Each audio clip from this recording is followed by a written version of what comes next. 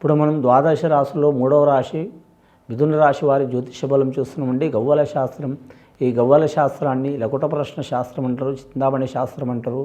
నూతన సంవత్సరం 2024వ సంవత్సరం ఎలా ఉందో మిథున రాశి వారి జ్యోతిష బలం చూద్దామండి. గవ్వలేసి 9 గవ్వలు 3 సార్లు వేసి వాటిని లెక్కబెట్టి భూత భవిష్యత్తు వర్ధమానం ఎలా ఉందో చూద్దామండి. 2024వ సంవత్సరం ఎలా ఉందో వారి జాతక బలం.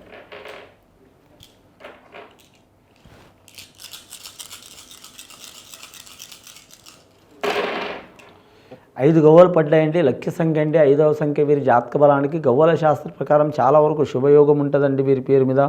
మిథున రాశి వారి జాతకంలో చిక్కరు దొరకరు, ఒకరికి అర్థం కారు, వారి భేదం ఒకరికి ఇవ్వరు.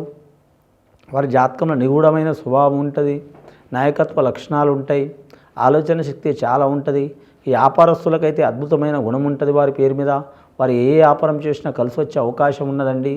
వారి ఇనుము వ్యాపారం చేస్తే చాలా వరకు ఫలితం ఉంటుంది. అలాగే రియల్ ఎస్టేట్ వ్యాపారంలో కూడా కలిసి వస్తుంది. అలాగే మాత్రం ఆహార పదార్థాల వ్యాపారం, కూరగాయల వ్యాపారం కలిసి వచ్చే అవకాశం ఉంది. అలాగే వీరి పేరు మీద మాత్రం చూడాలంటే మాత్రం నూతన వ్యాపారాలు మొదలుపెట్టినా కలిసి వచ్చే అవకాశం ఉంది. వాహన రంగంలో కూడా కలిసి వచ్చే అవకాశం ఉంది. కాకపోతే వీరి జాతకంలో చూడాలంటే దశమ స్థానంలో మాత్రం శని ఉంది కాబట్టి దశమ దరిద్రం అంటారండి. వీరు ఎన్ని కోట్లు సంపాదించినా, ఎన్ని లక్షలు సంపాదించినా, ఎంత డబ్బులు సంపాదించినా మాత్రం చిక్కులు చికాకులు వస్తూనే ఉంటాయి. లేనిపోని గొడవలు చాలా వస్తుంటాయండి. దాని కొరకు వీరు సుబ్రహ్మణ్యేశ్వర స్వామి ఆరాధన చేయటం, ఆంజనేయ స్వామిని దర్శనం చేయటం చాలా మంచిది. నూతన సంవత్సరం మొత్తం వారానికి ఒకసారి మంగళవారం రోజు కానీ శనివారం రోజు కానీ ఆంజనేయ స్వామి దర్శనం చేయటం చాలా మంచిది. రామ రామ జయ రామ రామ శ్రీరామ రక్ష సర్వజగద్ రక్షణే వాక్యం వారి నోటి అంట ఉండాలి.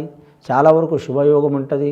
అలాగే హనుమాన్ చాలీస పఠించడం, అలాగే ఆంజనేయ స్వామిని బాలలు కావచ్చు, బాలికవులు కావచ్చు, ముసలోళ్ళు కావచ్చు, యువకులు కావచ్చు, యువతులు కావచ్చు ఆంజనేయ స్వామి దర్శనం చేసి ఆంజనేయ స్వామికి మాత్రం 5 సార్లు కానీ లేదా 9 సార్లు మాత్రం వారు ప్రదక్షిణం చేసి ఆ స్వామికి మాత్రం ఎర్రటి సింధూరం నువ్వుల నూనెతో మాత్రం అద్ది, అలాగే మాత్రం తమలపాకులు మాత్రం 9 తమలపాకులు కానీ 11 తమలపాకులు కానీ అద్దించడం, అలాగే మాత్రం మల్లెపూల మాల కానీ జల్లెడు పూల మాల వేసి నమస్కారం చేయటం చాలా మంచిది. సాష్టాంగ నమస్కారం చేయవద్దండి, మామూలు నమస్కారం చేయాలి, కాళ్ళ మీద పడవద్దు.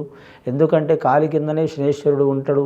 సర్వదేవతలకు అయిన శనేశ్వరుడు సర్వమానవులకు సర్వదేవులకు కింద అందరికీ ఇబ్బందులు పెట్టినండి శనేశ్వరుడు. కానీ ఒక ఆంజనేయ స్వామికి వాయుపుత్రుడికి మాత్రం పెట్టలేదు కాబట్టి కాళ్ళ కిందనే తొక్కిండు శనేశ్వరుడిని ఆంజనేయ స్వామి. కాబట్టి కాళ్ళ మీద మాత్రం పడవద్దండి. ఆంజనేయ స్వామి ఆరాధన చేయటం చాలా మంచిది.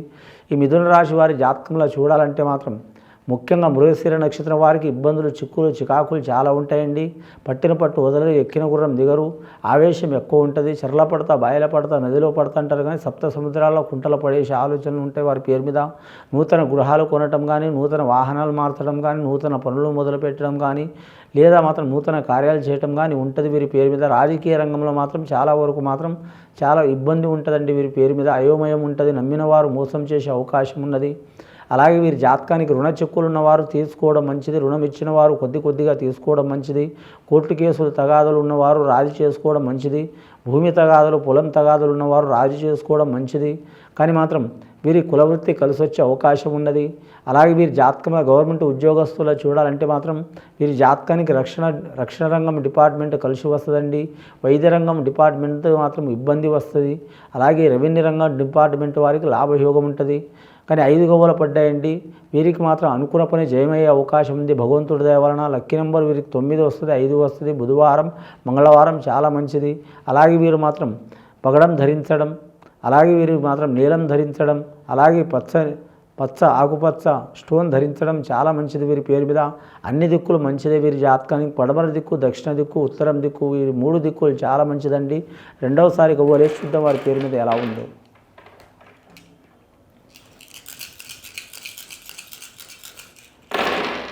ఈ నూతన సంవత్సరం ఇంకా 5 గవ్వలు పడ్డాయండి. చాలా వరకు శుభయోగాలు ఉన్నాయి.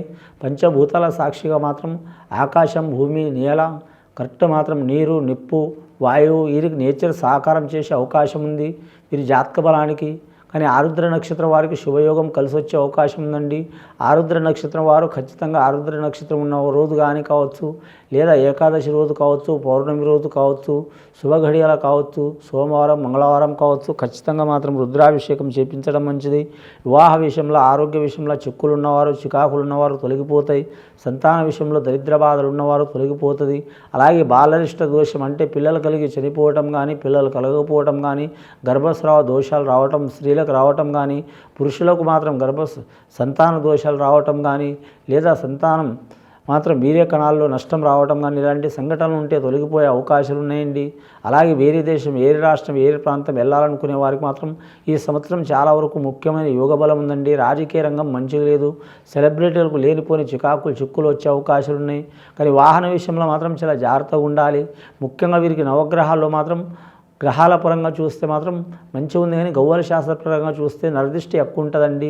ఈ నరదిష్టి మూలంగా లేనిపోని చికాకులు వస్తే నమ్మిన వారు మోసం చేసే అవకాశం ఉంటుంది. జాగ్రత్తగా ఉండాలండి. పెద్దల ఆస్తి కలిసి వచ్చే అవకాశం ఉంటుంది వీరి పేరు మీద.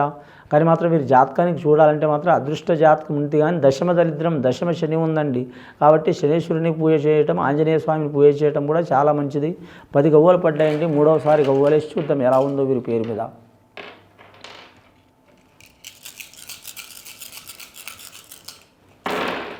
3వసారి గవ్వలేస్తే వీరి పేరు మీద 7 గవ్వలు పడ్డాయండి. సప్తస్వరాల గవ్వలు, 7 అడుగుల గవ్వలు. వివాహం కాని వారికి శీఘ్రమే ఒక కళ్యాణ ప్రాప్తిరస్తు అవుతుంది. అలాగే వీరి జాతక బలానికి చూడాలంటే ఆ 7 కొండల స్వామి దయ వలన మంచి జరిగే అవకాశం ఉంది. ఆ 7 ఋషుల వలన మంచి జరిగే అవకాశం ఉంది. 7 స్వరాల వలన మాత్రం చాలా వరకు శుభయోగం ఉంటుంది. సంగీత కళాకారులకు మాత్రం కలిసి వస్తుంది.